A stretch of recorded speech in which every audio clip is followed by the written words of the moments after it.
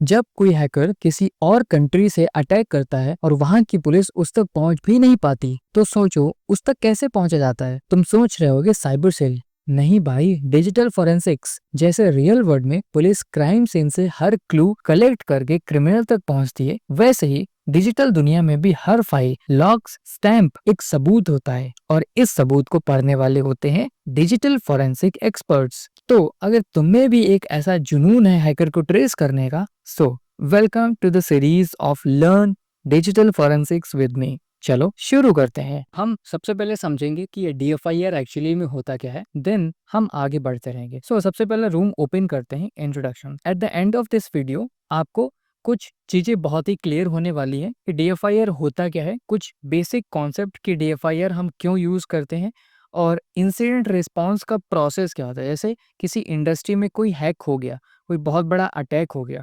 उसको हम कैसे रिस्पॉन्स करते हैं, उस इंसिडेंट में हम कैसे उसको हैंडल करते हैं। कुछ ऐसे टूल्स जो डिजिटल फॉरेंसिक्स के टाइम पे काम आते हैं, उनका भी इंट्रोडक्शन हमें मिलने वाला है। Now let's hit complete and move ahead. Next हम समझते हैं कि DFIR की नीड क्यों होती है और DFIR एक्चुअली में होता क्या है। इसके लिए हम चलते हैं मीरो में, और यहाँ पर हम समझते हैं कि DFIR की एक्चुअली नीड क्या होती है। सबसे पहले नीड होती है कैच द बैड गाइस। कोई भी हैकर अगर आपके नेटवर्क में है तो उसको पकड़ना कैसे है, ये DFIR का काम होता है।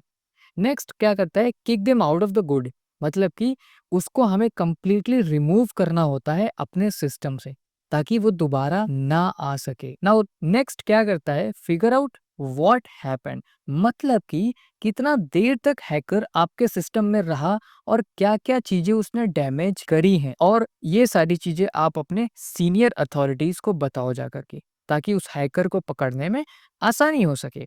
Again fixes the weak spots. Weak spots मतलब कि ऐसे स्पॉट्स जहां से हैकर आपके सिस्टम में घुसा हुआ है, और उसको फिक्स करो। Now learn from the attack. जो भी अटैक अभी अभी हुआ है, उससे हमें सीखना चाहिए, उससे हमें सीखना भी पड़ेगा एज ए DFIR। मतलब कि अगर कोई अटैक हुआ है, अगर आपके घर में लेट सपोज ये दरवाजा है और ये आधा टूटा दरवाजा है यहाँ से, तो कोई भी इंट्रूडर आकर के, कोई भी चोर आकर के घुस सकता है। चोरी होने के बाद आप इस दरवाजे को ऐसे ही नहीं छोड़ देंगे, इस दरवाजे को आप वापस से बनाएंगे, ताकि दोबारा से चोरी ना हो। सेम चीज, learn from the attack. Now shares with the community. आप पूरे मोहल्ले में बताएंगे जाकर के कि भाई मेरा ये दरवाजा यहाँ से टूटा हुआ था, इस वजह से चोर आकर के चोरी कर गया। तो भैया आप लोग भी अपने अपने दरवाजे चेक कर लो कि क्या सारे दरवाजे सही हैं, कहीं टूटा तो नहीं है। Share the info with others so everyone can stay safe in their community. इसलिए हमारी नीड होती है DFIR की। हमने समझ लिया कि DFIR की नीड क्या होती है और DFIR एक्चुअली करता क्या है। अब ये देख लेते हैं कि कौन है DFIR, मतलब कि digital forensics and incident response. ये कौन करता कौन है भाई, इसके बारे में तो पता होना चाहिए। ये करने वाले लोग काफी ज्यादा एक्सपर्ट होते हैं। एक्सपर्ट इन द सेंस कि ये दो एरियाज में एक्सपर्ट होते हैं। पहला डिजिटल फॉरेंसिक्स और दूसरा इंसिडेंट रिस्पॉन्स। कोई भी अगर हैकर ने आपके रूम को हैक कर लिया और वो कहाँ से हैक हुआ है, ये सारी चीजों को पता लगाने के लिए ये दो स्किल्स आपके पास होनी चाहिए। नाउ पहला स्किल मतलब कि एक तरीके से डिजिटल डिटेक्टिव आप समझ सकते हैं। नाउ दूसरा स्किल क्या होता है, आपका इंसिडेंट रिस्पॉन्डर, जैसे कि साइबर फायर फाइटर्स।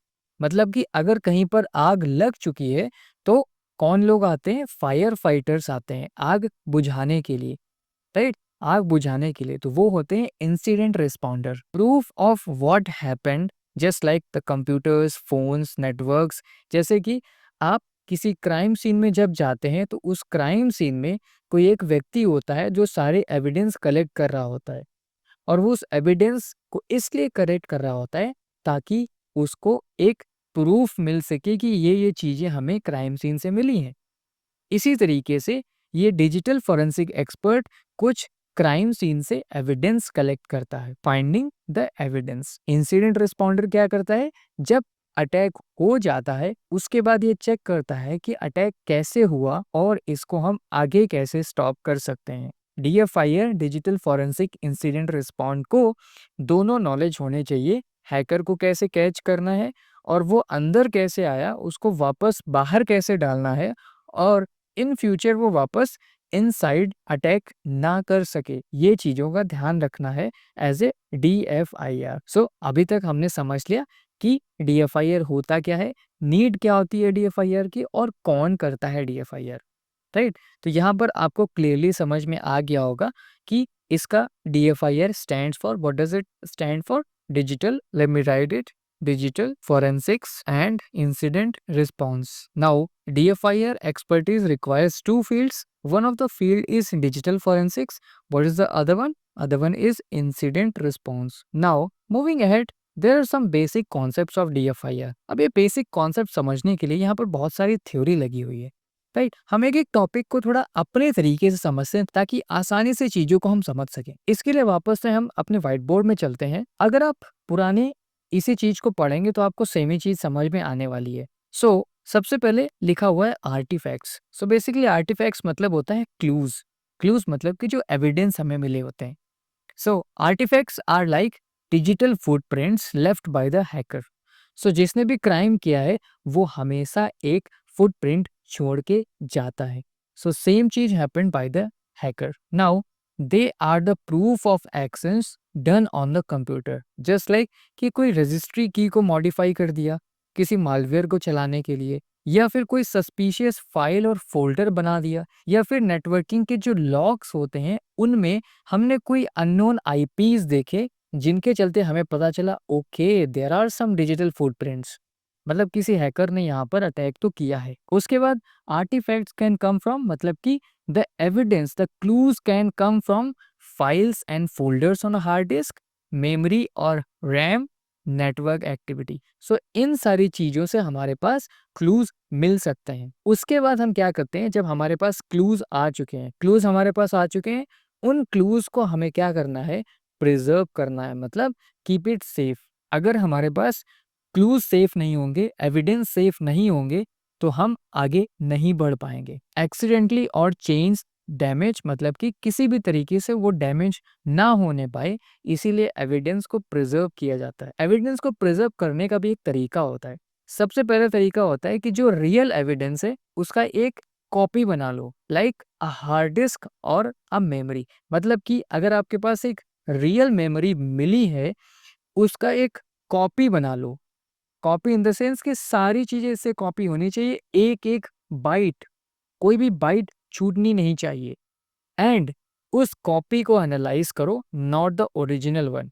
मतलब कि हम इस कॉपी को एनालाइज करेंगे, नॉट दिस वन। इससे होगा क्या कि हमारी ओरिजिनल कॉपी सेफ रहेगी, जब भी हमें जरूरत पड़ेगी हम इसको वापस से कॉपी कर लेंगे। अगर ये किसी तरीके से डिस्ट्रॉय हो जाती है तो हमारे पास ओरिजिनल वाली रहेगी, हम इसको वापस से कॉपी कर सकते हैं। द नेक्स्ट थिंग इज, हमने एविडेंस भी प्रिजर्व कर लिया और हमें पता चल गया कि हमें एविडेंस कैसे प्रिजर्व करना है। नाउ उसके बाद एक अच्छा सा टॉपिक आता है which is chain of custody.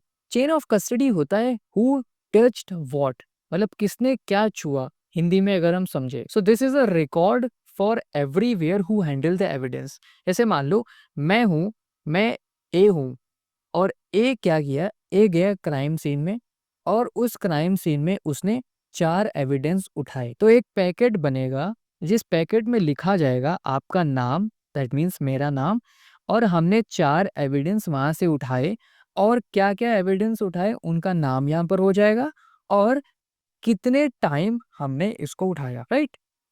If someone unauthorised touches it, the evidence could be tampered with, that weakens your case and makes the evidence untrustworthy in the court or report। अगर किसी untrusted person ने इसको उठाया और तब आप court में लेकर के जा रहे हैं, तो वो कहीं ना कहीं एक तरीके से वीकनेस बन जाएगा आपके केस का, राइट। नाउ उसके बाद हमारे पास एक इंपॉर्टेंट चीज आती है, order of volatility, what to save first. आप क्राइम सीन में पहुंचे, आपने क्राइम सीन में देखा एक बंदा खड़ा हुआ है, एक बंदे के हाथ में एक बॉटल है, ठीक है, और वो बॉटल जल रही है और बॉटल है प्लास्टिक की। उसने प्लास्टिक से ही अपना सारा काम तमाम किया है जो भी करना था। अब वो प्लास्टिक जल रही है तो आप क्या करेंगे, फटाफट से उस प्लास्टिक को उसके हाथ से छीन लेंगे। क्यों?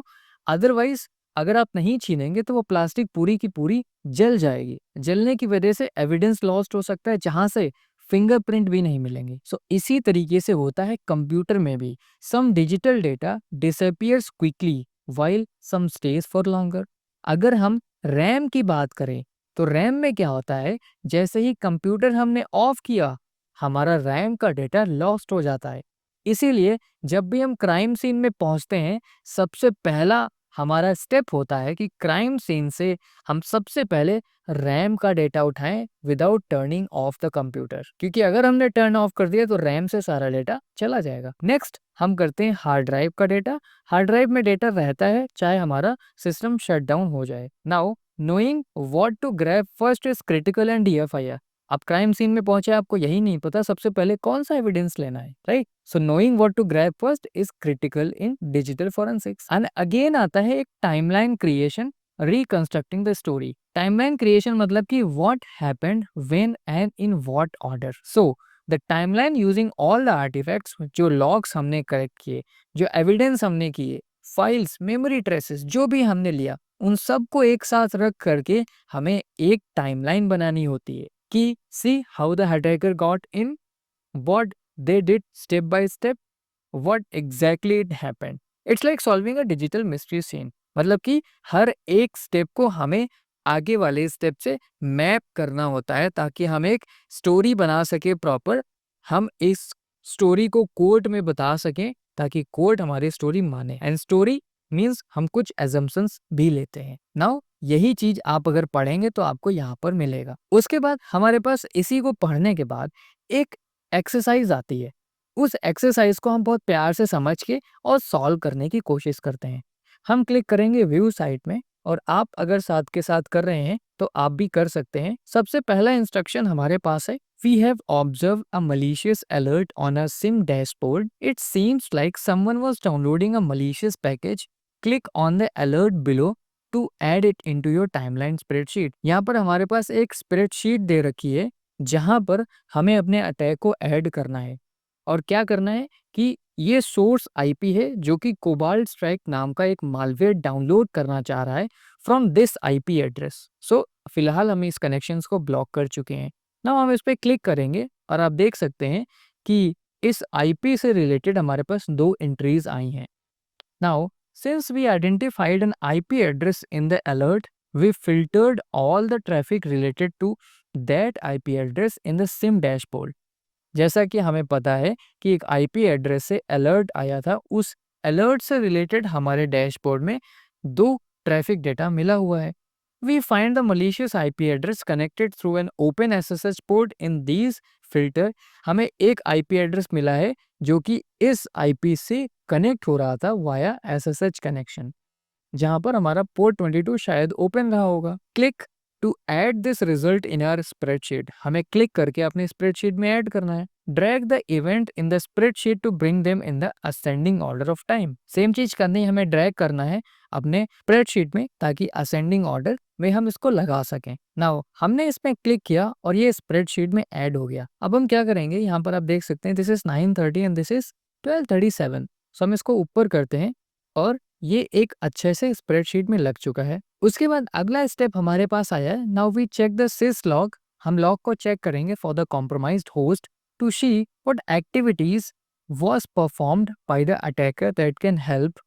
Click on the successful login attempt event to add in a spreadsheet. उसके बाद क्या हुआ कि जो अटैकर था वो लॉगिन करने लगा इस आईपी एड्रेस में। सोर्स आईपी ये है और अटैकर का आईपी ये है। लॉगिन करता रहा, फाइनली वो सक्सेसफुली लॉगिन कर गया।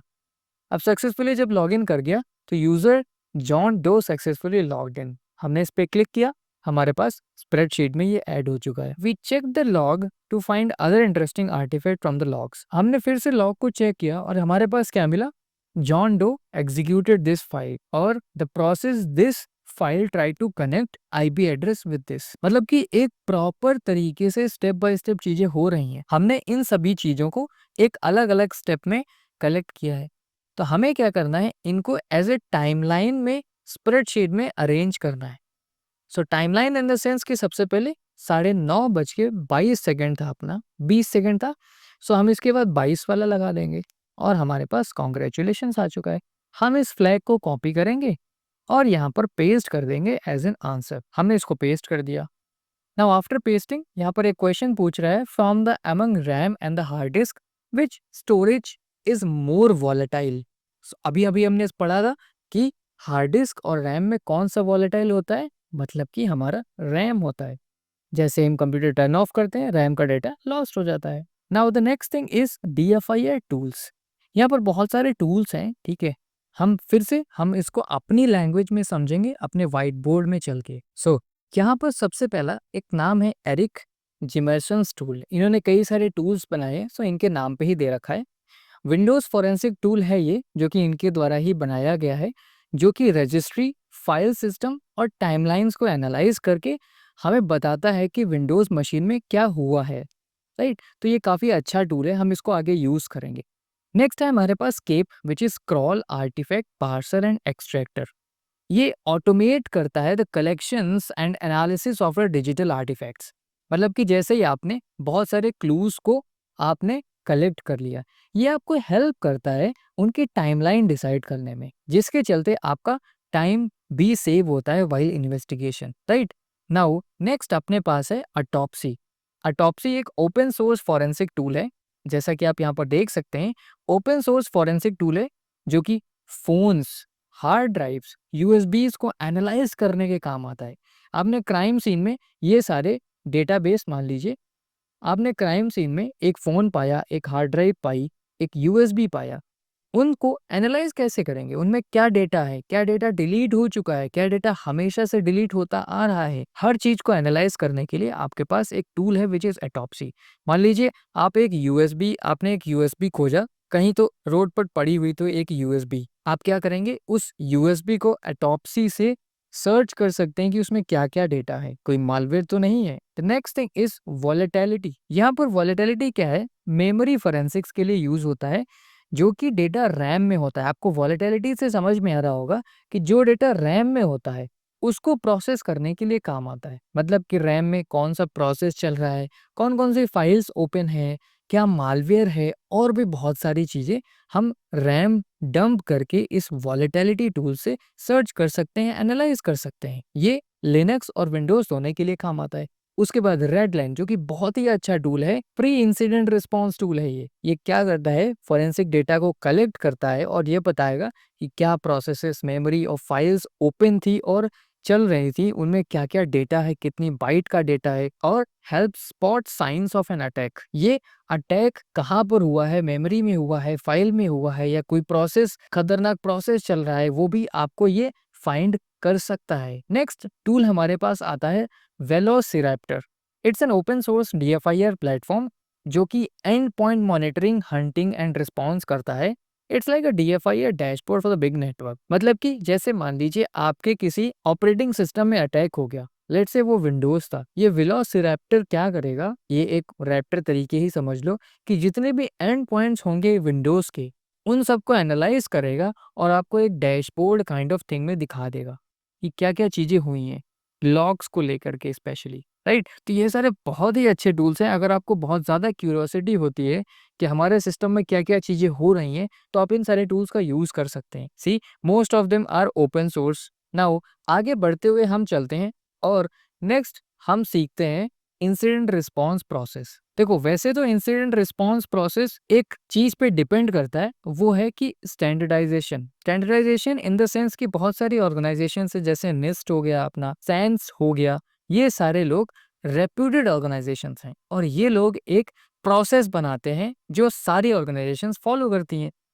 नाउ इस प्रोसेस में हमारे पास PICERL, जो कि सैंस ने समराइज करके हमें दिया है, उसको हम समझेंगे और देखेंगे ये PICERL क्या है।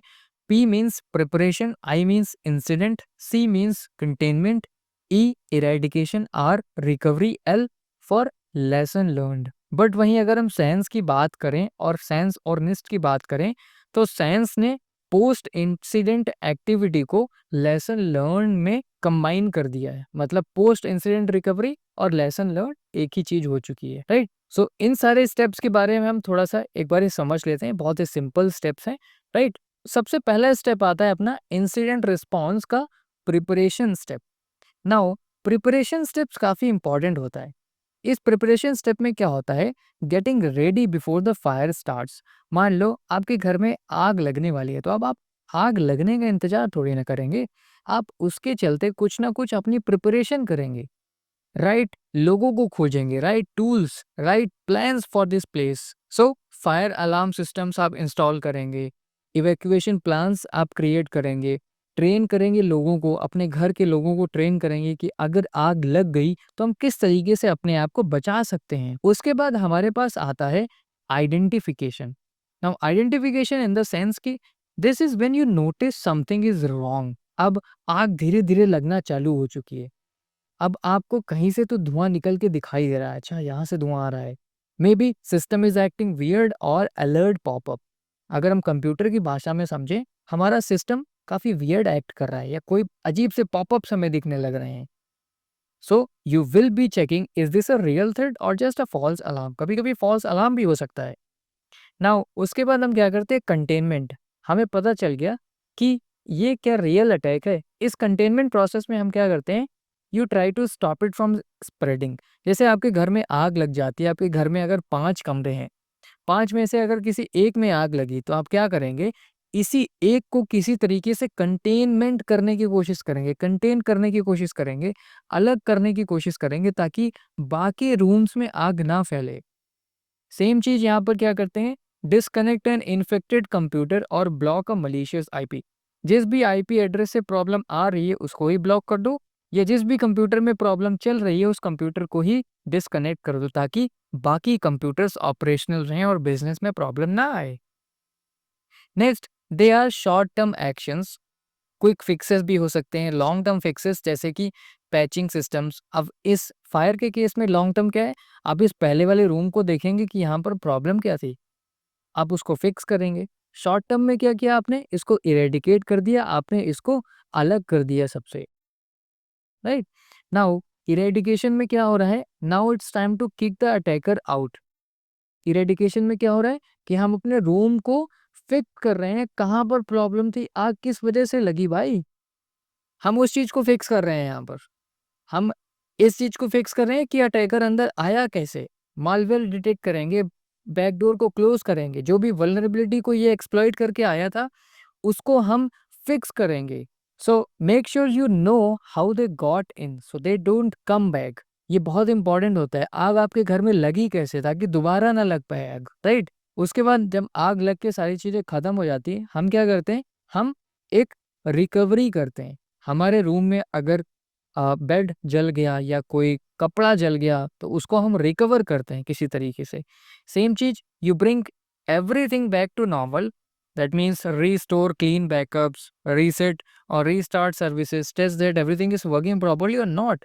Ensure the system is safe before letting you go live again. System दोबारा से चलने से पहले उसको ये पता हो जाना चाहिए कि वो क्या सेफ है कि नहीं है। उसके बाद आपने क्या लेसन सीखे वहां से, पूरे इंसिडेंट का एक रिव्यू करो और सीखो कि क्या चीजें गलत हुई हैं, कहाँ पर हम सही कर सकते थे। ये मोटिवेशन वाली बात हो गई। सो ये था हमारा प्रोसेस PICERL का। Right preparation, identification, containment, eradication, recovery and lesson learn. Now इसके बाद हमारे पास कुछ क्वेश्चंस हैं। At what stage of IR process are disrupted services brought back online as they were before the incident. यहाँ पर मैं 5 सेकंड का टाइम देता हूँ, आप कमेंट करके बताओ।